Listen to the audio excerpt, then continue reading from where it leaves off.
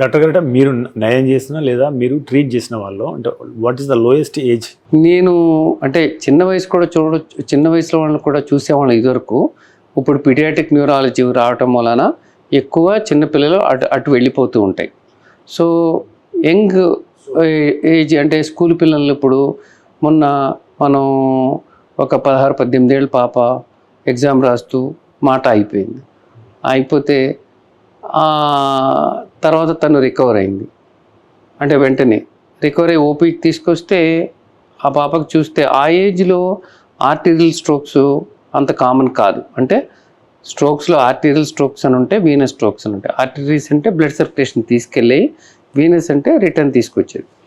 ఈ బ్రెయిన్లో ఈ వీనస్ స్ట్రోక్స్ కొద్దిగా కామన్గా వస్తూ ఉంటాయి. ఏమైనా హార్మోన్ మెడికేషన్స్ వాడటం వలన, ఈ ఈస్ట్రోజన్ అలాంటి హార్మోన్స్ వలన, లేకపోతే కనుక వాళ్ళకి బ్లడ్ క్లాటింగ్ సిస్టంలో తేడా ఉండటం వలన రావచ్చు. బహుశా అదే ఉండొచ్చు అని అనుకున్నాం. కానీ ఆశ్చర్యకరంగా ఏంటంటే ఆ అమ్మాయిని వెంటనే స్కాన్కి పంపిస్తే అది ఆర్టీరియల్ స్ట్రోక్. చిన్న వయసులో ఆర్టీరియల్ స్ట్రోక్ ఎందుకు వచ్చింది? సో మనం ఇమీడియట్గా ఆ పేషెంట్ని యాంజియోగ్రామ్ చేసి మెయిన్ వెజల్ బ్లాక్ అంటే ఆ పాపకు మాట రావట్లేదు, యాంజియోగ్రామ్ చేసి మన ఇంటర్వెన్షనల్ రేడియాలజిస్ట్ హెల్ప్ తీసుకొని ఆ థ్రాంబస్ని బయటికి తీస్తే పాప రికవర్ అవ్వగలిగింది.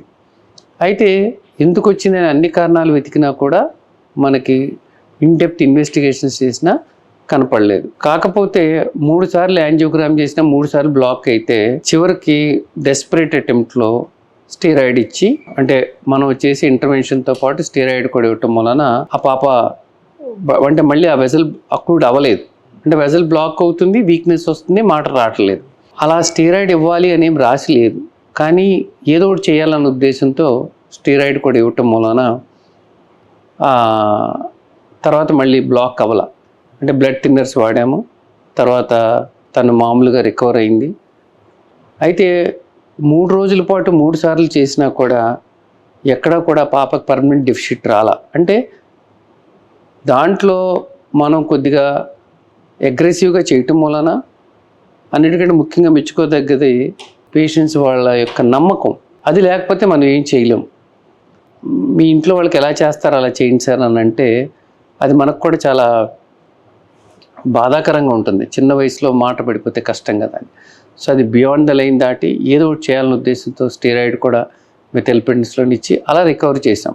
మెడ్ ప్లస్ లో అదే మెడిసిన్, అదే క్వాలిటీ, మార్కెటింగ్, డిస్ట్రిబ్యూషన్, ఇంకోటి అంటూ వీళ్ళకి అదనపు ఛార్జీలు ఉండవు. అందువల్లే 50 to 80% డిస్కౌంట్ లో మనకు అందిస్తున్నారు.